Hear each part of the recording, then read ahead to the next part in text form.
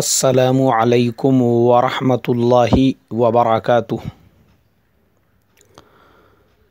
मोहतरम भाइयों, बुज़ुर्गों, दोस्तों, ये हमारा इस्लाह मुआशरा का 557वां सबक है। मोहतरम बुज़ुर्गों, पूरी दुनिया में मस्जिद अक़सा की हिफाजत के लिए और यरूशलेम को यहूदी ताक़तों से आज़ाद कराने के लिए जिस तरह से दुआएं हो रही है और कल जुमा में जिस तरह से पूरे मुल्क में एहतजाज हुआ और पूरी दुनिया में भी मुसलमानों ने मसाजिद के बाहर जुमा के बाद जिस तरह से एहतजाज अपने इत्तेहाद और इत्तेफाक का सबूत दिया है, वो काबिल तारीफ़ है। मोहतरम बुज़ुर्गों, ये मसला क्या है और ये क्यों दरपेश आ रहा है, मैं इसके ऊपर आज रोशनी डालना ज़रूरी समझता हूँ। यरूशलेम क्या है, इज़राइल कैसे वजूद में आया, कल मैं अपने मुख्तसर से बयान में ये बता चुका हूँ, जो मैंने जमीयत उलमाए हिंद के ज़ेर सरपरस्ती हम लोगों ने पूना शहर में जो एहतजाजी जुलूस निकाला था, उसमें मैं बयान कर चुका हूँ और आप लोगों को वो भेज दिया था। फिर भी बताता हूँ। असल में इज़राइल का जो वजूद अमल में आया वो सेकेंड वर्ल्ड वॉर के बाद में 1942 के अंदर सेकेंड वर्ल्ड वॉर में जर्मनी में हिटलर ने पूरी तरह से यहूदियों को कैप्चर कर दिया, कत्ले आम मचा दिया। उस वक्त में चूँकि ये जो यहूदी ताकतें हैं, ये है सरमायादार, पैसे वाले, साहूकार जिनको कहा जाता है, लोगों को सूद से कर्ज देने वाले। उस ज़माने में भी ये ताकतें जो है वैसी ही ताकतें थी। और आज भी दुनिया के जितने बड़े बड़े जो बैंक्स हैं, ये सारे के सारे यहूदियों के हैं। उन यहूदी ताकतों ने अमेरिका के सामने ये प्रपोज़ल रखा, चूँकि अमेरिका तकरीबन 75% सेकेंड वर्ल्ड वॉर हार चुका था। जापान ने पूरी तरह से पर्ल हार्बर को तबाह और बर्बाद कर दिया। रशिया, जर्मनी, इनकी फ़ौजों ने मिलकर इंग्लैंड और फ्रांस का जो इत्तेहाद था उनको पूरी तरह से दबा दिया। ऐसे ऐसे फैक्ट्स हैं मेरे मोहतरम बुजुर्गों सेकेंड वर्ल्ड वॉर के। अभी मैं उस टॉपिक पे बात नहीं करना चाहता, वरना एक एक दिन में इंग्लैंड की फ़ौज के 15-15 हज़ार फ़ौजी मारे गए। वो जो हदीस है ना अल्लाह के नबी सल्लल्लाहु अलैहि वसल्लम की, क़यामत के करीब एक ज़माना ऐसा आएगा कि एक मर्द वो 70 औरतों को संभालने के लिए काफ़ी रहेगा। हमको लगता है शायद वो ज़माना आने वाला है। मेरे मोहतरम बुज़ुर्गों, सेकेंड वर्ल्ड वॉर और फर्स्ट वर्ल्ड वॉर के टाइम पे वो ज़माना आके जा चुका है दुनिया में। सेकेंड वर्ल्ड वॉर का टाइम ऐसा था, मर्द बिल्कुल ख़त्म हो चुके थे, ख़ास तौर पे यूरोप के अंदर खाने पीने को नहीं लोगों के पास। इसके ऊपर हॉलीवुड वालों ने बहुत सारी ऐसी पुरानी बायोग्राफिक्स मूवीज़ बनाई हुई है। इंसान अगर उनका मुशाहिदा करे तो वो ये सब चीज़ों की स्टडी कर सकता है कि किस तरीक़े के उस ज़माने में हालात थे। सेकेंड वर्ल्ड वॉर के टाइम पे लोग मर के पड़े हुए रहते थे तो कोई किसी को उठाता नहीं था। वैसे टाइम पर ये अमेरिका, यूके, फ्रांस, कनाडा, ये पूरा क्या पूरा जो कॉमनवेल्थ और उनके साथ में यूएसए जो था, ये बिल्कुल हार चुके थे। लेकिन जब यहूदियों पर जुल्म और सितम ऐसा हुआ जर्मनी की तरफ से, तो उन्होंने अमेरिका के सामने प्रपोज़ल रखा, हम लोग तुमको कंप्लीटली फाइनेंशियल सपोर्ट करेंगे, हमारे सारे बैंकों के सारे ख़जानों के मुंह तुम्हारे लिए खोल देंगे, लेकिन तुम हमको उसके बदले में वो हमारा जो अर्ज़ मुक़द्दस है, जिसका वादा अल्लाह तबारक व तआला ने हज़रत मूसा अलैहिस्सलाम से किया था, वो एक बार हमको वापस दिला देना। अच्छा, अब इधर की कंडीशन कैसी थी वो भी मैं आपको बताता हूँ। ऐसा नहीं है कि यहूदी उस ज़माने में यरूशलेम में नहीं थे, या ये जो खित्ता है बैतुल मुक़द्दस या मस्जिद अक़सा के अतराफ़ का, वहाँ पर आबाद नहीं थे। नहीं, यहाँ पर भी आबाद थे। उनकी बहुत बड़ी आबादी उस ज़माने में भी थी, लेकिन उनके उस आबादी को किसी मुल्क की कोई शक्ल नहीं दी हुई थी। मुल्क तो फ़लस्तीन ही था। अमेरिका ने कहा ठीक है, हम वैसा ही करेंगे। यहूदियों ने अपने सारे ख़जानों के मुंह खोल दिए। अब अमेरिका और उसके जो इत्तेहादी थे, यूनाइटेड फ्रंट जो था उनको सेकेंड वर्ल्ड वार में कामयाबी मिल गई। कामयाबी मिलते ही अमेरिका ने यहूदियों को इधर लाके आबाद करना शुरू किया, जहाँ पे आज इज़राइल है। मुसलमानों ने कोई ज़्यादा उसके ऊपर एहतजाज नहीं किया। मुसलमानों ने कहा चलो कोई बात नहीं है, बेचारे परेशान हाल है, क्योंकि ऑलरेडी उनकी आबादियाँ थी। मगर मोहतरम बुज़ुर्गों, यहूदियों की जो फितरत है, मुझे लगता है कि मैं ज़्यादा उस पर रोशनी ना डालते हुए खाली आपको इशारतन बता दूं कि कुरान पाक में अल्लाह तबारक व तआला ने बार बार उनकी खबासतों का ज़िक्र, या बनी इसराइल, या बनी इसराइल, या बनी इसराइल, उनको नेमतें अपनी याद दिला दिला कर कहा है। या बनी इसराइल उज़कुरू निअमती अल्लती अनअमतु अलैकुम व अन्नी फ़ज़्ज़लतुकुम अलल आलमीन। बार बार अल्लाह ने अपनी नेमतें उनको याद दिलाई। मगर ये कौम ऐसी थी कि इस कौम ने नबियों को कत्ल किया। व क़त्लहुमुल अंबिया बिग़ैरि हक़, कुरान में बार बार अल्लाह ने ज़िक्र फरमाया। और नबियों से तकाज़े किए, मूसा अलैहिस्सलातु वस्सलाम की नाक में दम कर दिया। तो आप सोचो, ये कौम उस अर्ज़ मुक़द्दस के ख़ित्ते में आकर कहाँ से अमन व अमान, सुकून व चैन के साथ में रह सकती थी। इन लोगों ने 1948 में ऐलान कर दिया अपने एक अलग मुल्क का, अपनी एक अलग ममलकत का। अब उसके बाद फिर मुसलमानों और यहूदियों के दरमियान में लड़ाई झगड़े शुरू हुए। अब उस ज़माने में चूँकि फ़लस्तीन ऑलरेडी एक मुल्क था, और यरूशलेम जो है उस ज़माने में उस फ़लस्तीन का कैपिटल था। 1948 के अंदर जब इज़राइल ने अपनी ममलकत का ऐलान कर दिया, हालात में इंतशार पैदा हो गया। तो आधा जो यरूशलेम शहर था, वो आधा शहर उर्दून के कब्ज़े में था, और आधा शहर जो है उस पर यहूदियों का तसल्लुत था, यानी ज़बरदस्ती कब्ज़ा। लेकिन ऐसा नहीं था कि उनका कब्ज़ा है तो वहाँ मुसलमानों की आबादी नहीं होंगी। नहीं नहीं, ऐसा नहीं था। मुसलमान तो आबाद थे उस वक्त में भी, आधा शहर तो ऑलरेडी उर्दून के कब्ज़े में था।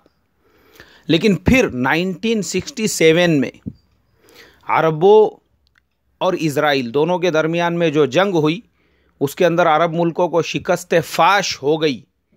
यहूदियों को कामयाबी मिली तो उन्होंने पूरे यरूशलेम शहर के ऊपर कब्ज़ा कर दिया। और फिर बढ़ते बढ़ते बढ़ते आज उन्होंने अपना दायरा उस खित्ते के अंदर इतना ज़्यादा वसी कर दिया कि 1948 में जब उन्होंने अपने ममलकत का ऐलान किया था, उस वक्त का जो इज़राइल था उसने आज के 90% फ़लस्तीन पे कब्ज़ा करके वो फ़लस्तीन को सिर्फ 10% बाकी रखा हुआ है। यानी 90% फ़लस्तीन के ऊपर आज इज़राइल का कब्ज़ा हो चुका है। 10% ज़मीन वो फ़लस्तीन के कब्ज़े में बाकी रही। अब मोहतरम बुज़ुर्गों, यरूशलेम वो अमेरिका के हर इलेक्शन का ऐसा ही मुद्दा है, जैसे हमारे इंडिया के हर इलेक्शन का राम मंदिर एक मुद्दा होता है। हर पार्टी वो राम मंदिर के नाम पर वोट मांगती है और उसके बाद में उसको 5 साल तक खींचने का काम करती है। जॉर्ज बुश ने ऐलान किया था, मुझे प्रेसिडेंट बनाओ, मैं यरूशलेम को जो है इज़राइल की राजधानी, इज़राइल का कैपिटल बना दूंगा। चूँकि यहूदी जो ताकतें हैं उनका बहुत दिनों से तकाज़ा था कि अभी जो है तिल अबीब ये इज़राइल का कैपिटल है। वो चाहते थे कि यरूशलेम जो एक हॉली सिटी है तीनों मज़हबों के मानने वालों के लिए, और पूरी दुनिया से तीनों मज़हबों के लोग उस शहर की ज़ियारत के लिए आते हैं। मुसलमान भी आते हैं, ईसाई भी आते हैं, यहूदी भी आते हैं।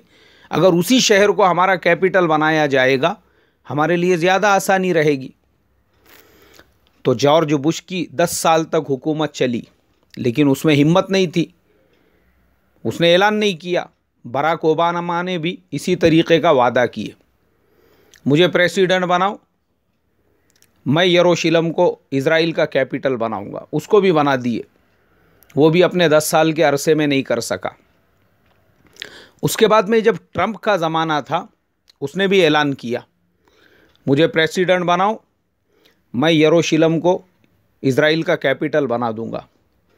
अब इज़राइली ताकतों ने अपने पूरे बैंकों के ख़जाने इसके लिए खोल दिए। ट्रंप प्रेसिडेंट भी बन गया, अब उसको वो वादा पूरा करना था।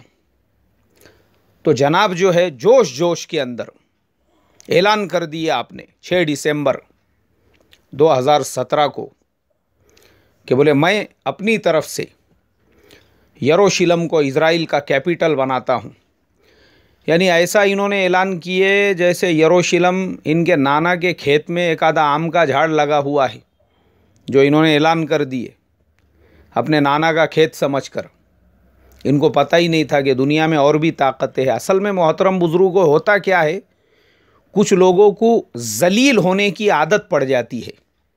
उनको किसने कितना भी गालियाँ दिया, कितना भी बुरा भला कहा, उनको एक कौम होती है, कीड़ा होता है चौधरी बनने का। जहाँ जाएंगे वहाँ चौधरी पना झाड़ने का। हर जगह पे वो ये चाहते हैं कि मेरा वर्चस्व रहे, मेरा चौधरीपन वहाँ पे कायम रहे। वो हर जगह वही एक्सपेक्टेशन लेके, हमारे ज़माने में भी बहुत से इंसान होते हैं ऐसे, आपने ऑब्ज़र्व करना। मस्जिद में जाएंगे तो वहाँ मुझे लोगों ने चौधरी समझना, निकाह के किसी मंडप में गए वहाँ मुझे लोगों ने चौधरी समझना, कोई प्रोग्राम में गए वहाँ मुझे लोगों ने चौधरी समझना, बिरादरी ख़ानदान के मशवरे में गए वहाँ मुझे, यानी हर जगह इसको कौम रहती, मुझे चौधरी समझना बोल के। और ऐसे लोग जगह जगह पे जलील होते हैं। ये सेम एग्ज़ाम्पल ट्रंप के ऊपर आयद होता है। अब उसको इतनी बुरी बुरी गालियाँ दे रहा है वो किम जोंग उन जो है नॉर्थ कोरिया से, ये बोलते हैं मिसाइल मैन, बी केयरफुली, और वो उधर से बोलता है मुझे भौंकने वाले कुत्ते पसंद नहीं हैं। आप सोचो, अमेरिका के प्रेसिडेंट को अगर कोई इंसान भौंकने वाला कुत्ता कहे, उसके लिए कितनी ज़िल्लत की बात है। फिर आप इधर से उसको धौंस देते हैं, फिर वो उधर से बोलता है बुढ़े तू सठिया गया है। इससे बढ़ के ज़िल्लत क्या होगी। मगर फिर भी वो कीड़ा और कौम गई नहीं वो जलील होने की। ऐलान कर दिया आपने, लेकिन पता नहीं था कि ऐलान करते ही 17 अरब और मुस्लिम मुल्कों ने एक झटके के साथ में अमेरिका के इस फैसले की मुखालिफत की, और पूरी दुनिया के अंदर जितने सेक्युलर ताकतें थी सब ने उसकी मुखालिफत की। अब जनाब और जोश में जज्बात में आए, इनको लगा कि मैंने बोल दिया, चौधरी हूँ ना मैं, तो यूनाइटेड नेशन के अंदर भी वो प्रस्ताव जो है वो पारित हो जाएगा, वो बिल मंजूर हो जाएगा। तो आपने यूनाइटेड नेशन की जो जनरल असम्बली थी उसके अंदर भी वो बिल पेश कर दिए। अल्लाह ने इसको वहाँ पे भी ऐसा जलीलो खार किया मेरे मोहतरम बुजुर्गों, यूनाइटेड नेशन के अंदर 128 मुल्कों ने इसके मुंह पे तमाचा मारा, इसके मुंह पे थूक दिया। और वो 128 मुल्क वो है, उनमें फ्रांस जो इसका राइट हैंड समझा जाता है, यूके तो खुद अमेरिका का एक पार्ट अगर कहा जाए तो इसमें कोई शक नहीं होगा। यानी शीरो शक्कर के जैसे रहने वाले जो ममालिक थे, उन मुल्कों ने भी इसको रिजेक्ट कर दिया। 128 मुल्क पूरी दुनिया के। और मैं हमारे मुल्क इंडिया की भी तारीफ़ करूँगा। अल्हम्दुलिल्लाह हमारे मुल्क की भी जो फॉरेन पॉलिसी है वाकई में काबिल तारीफ़ है। मैं सैल्यूट करता हूँ हमारे फॉरेन मिनिस्ट्री को, हमारी गवर्नमेंट को। हमारी गवर्नमेंट ने भी अमेरिका के इस प्रस्ताव को रिजेक्ट कर दिया, थूक दिया उसके मुंह पे। सिर्फ 9 मुल्क जिन्होंने अमेरिका की तायद की, अल्लाह हिफाजत फरमाए, वो 9 मुल्कों के नाम, उसमें से 7 मुल्क ऐसे हैं मैंने मेरी लाइफ में पहली मर्तबा पढ़ा, वो BBC लंदन के वेबसाइट पे। अब मैं वो इंसान हूँ कि जियोग्राफ़ी जो है वो मेरा एकदम फेवरेट सब्जेक्ट है। मुझे जब भी खाली टाइम होता है मैं वही मुल्कों की मालूमात वगैरह पढ़ते रहता हूँ। मैंने अभी तक नहीं पढ़ा था उनके बारे में। वो ऐसे मुल्क है, वो 9 मुल्क, उनमें से एक तो इज़राइल, दूसरा अमेरिका, और बाकी के जो बचे हुए 7 है उनमें से बाज़ मुल्कों की आबादी मैंने देखा, अल्लाह हिफाजत फरमाए, अरे मेरे गाँव के अंदर वहाँ से ज़्यादा आबादी है। एक मुल्क की आबादी सिर्फ 10,000 है। अल्लाह रहम करे। वो 9 मुल्क इस टाइप के, अब आप समझो किस टाइप के मुल्क होंगे वो। पता चला कि वो सब अमेरिका के रहम व करम पे अल्लाह ने जलील और खार कर दिया मेरे मोहतरम बुजुर्गों इस अपने आप को इस वक्त के फ़िरौन समझने वाले को। और अल्लाह ताला इसको क़यामत तक इसी तरीक़े से जलील व खार करता रहेगा। अल्हम्दुलिल्लाह हम लोग रोज़ाना मगरिब की नमाज के बाद मैं ख़ुद अपने मस्जिद में सूरह यासीन पढ़ता हूँ। हमारे तमाम साथी होते हैं मुसल्ली और हम इज्तिमाई दुआ करते हैं पूरी दुनिया के मुसलमानों के लिए, मस्जिद अक़सा की हिफाजत के लिए, फ़लस्तीन के मुसलमानों के लिए, बर्मा के मुसलमानों के लिए। और मुझे उम्मीद है आप लोग भी अपने मस्जिदों में करते होंगे और इसे करते रहना है जब तक कि अल्लाह तबारक व तआला ज़ालिमों को या तो हिदायत अता फ़रमा देवे या फिर इनका हशर आदो समूद की तरह से फरमा दे, तब तक हमको दुआएं करते रहना है। और एक एक रिक्वेस्ट मैं आप तमाम लोगों से करूँगा। हम मुसलमान घूमने के लिए दुनिया के दूसरे मुल्कों में जाते हैं, थाईलैंड जाते हैं, मॉरिशस जाते हैं। मुझे शिकायत है आप लोगों से, आप लोग इज़राइल क्यों नहीं जाते हैं? आपको मालूम है ये यरूशलेम के लिए जो हम लोग इतने एहतजाज कर रहे हैं, उस शहर के अंदर 50% मुसलमानों की आबादी है। आज भी सबसे बड़ी आबादी मुसलमानों की है। रेस्टोरेंट मुसलमानों के हैं, दुकानें मुसलमानों की है, मार्केट्स मुसलमानों के हैं। ईसाइयों की आबादी 10 से 15% होंगी, यहूदी 35% होंगे, लेकिन मुसलमान 50% है। फ़लस्तीन के एक मुसलमान वज़ीर, मेरी मुलाकात हुई उनसे, अल्हम्दुलिल्लाह हम लोग साथ में बैठे, साथ में हमने नाश्ता किया, वहाँ के हालात पर मुज़ाकरा हुआ। उनके साथ मेरी तस्वीर भी है, इंशाअल्लाह मैं आज वो फ़ेसबुक के ऊपर डालूँगा। उन्होंने मुझसे ये कहा, अखिल अज़ीज़ अल मुस्लिमून युगादिरूना इला दुअलिल औरुबा इला अमरीकिया इला अलमानिया वलाकिन ला युसाफिरून इला फ़लस्तीन इला अर्दिल कुदस लिमाज़ा। यानी इज़ा अल मुस्लिमून युसाफिरून इला दुअलिल फ़लस्तीन इला अर्दिल मुक़द्दसा हुनाक मुस्लिमीन कसीरीन अल फ़लस्तीनीयीन तुज्जार मौजूद इंदहुम दकाकीन नानु नुरीद इज़ा मुस्लिमून युसाफिरून इला फ़लस्तीन इला यरूशलेम इला अर्दिल मुक़द्दसा वहुम यबीऊन व बाद अत्तुज्जार फ़लस्तीनीयीन यस्तफ़ादून मिनल मुस्लिमीन मिनल इख़वान। यानी वो जो वज़ीर साहब थे उन्होंने मुझसे ये कहा, मुसलमान ये यूरोपियन मुल्कों के सफ़र करते हैं, मुसलमान अमेरिका का सफ़र करते हैं घूमने फिरने के लिए फैमिलीज़ के साथ में। ये मुसलमान फ़लस्तीन क्यों नहीं आते, ये मुसलमान यरूशलेम क्यों नहीं आते, जबकि वहाँ तो इनका क़िबला अव्वल है। यानी हरमैन शरीफ़ैन के बाद सबसे मुक़द्दस जगह आपकी वो यरूशलेम के अंदर ही है, फिर मुसलमान क्यों नहीं आते? मुसलमानों ने इज़राइल का सफ़र करना चाहिए। वहाँ पे 50% से ज़्यादा मुसलमानों की आबादी है।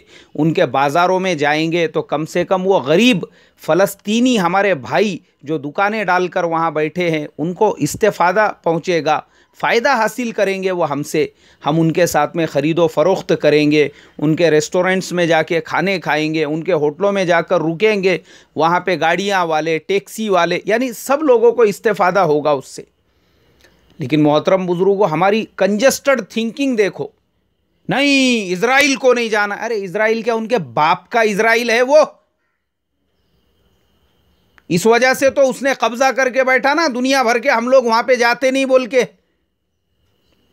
इसके लिए मेरे मोहतरम बुज़ुर्गों, मुझे शिकायत है, हमारे जो मुसलमान पैसे वाले वो स्विट्ज़रलैंड और ऐसे दुनिया के मुल्कों का सफ़र करते हैं, नहीं, फ़लस्तीन का सफ़र एक मरतबा ज़रूर करना चाहिए, इज़राइल का सफ़र भी करना चाहिए। हम हिंदुस्तान के लोगों के लिए तो एकदम आसान और सिंपल है वहाँ का टूरिस्ट वीज़ा हासिल करना, बिल्कुल जाना चाहिए हमने, और दिल खोल कर वहाँ के गुराबा पर पैसा खर्च करना चाहिए। ज़िम्मेदारी है हमारी, हम ज़्यादा से ज़्यादा उस इलाक़े का सफ़र करेंगे, वहाँ के दुकानों से ख़रीद व फ़रोख्त करेंगे, वहाँ के मुसलमानों को हमसे फ़ायदा पहुँचेगा, मोहतरम बुज़ुर्गों, उनमें एक हौसला आएगा, एक कॉन्फिडेंस आएगा।